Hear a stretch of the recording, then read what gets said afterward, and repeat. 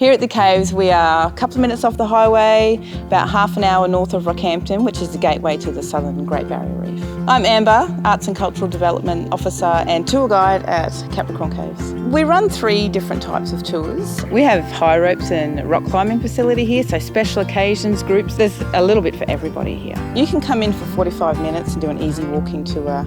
You'll see these massive, beautiful places. We'll give you lots of information. You'll get a very good rundown of what Capricorn Caves are. But if you want a little bit more adventure, if you were to come along on our Explorer tour, we can actually show you an archaeological dig site. We'll do some crawling and some clambering. You might get a little bit dirty. You'll see a totally different side of the caves. If you want to really experience this place on a whole nother level, come do our adventure tour. Man, don't expect to stay clean, just expect to have fun. We're going to take you through some really tight spaces. We'll actually take you to the summit and you're going to leave with something you will never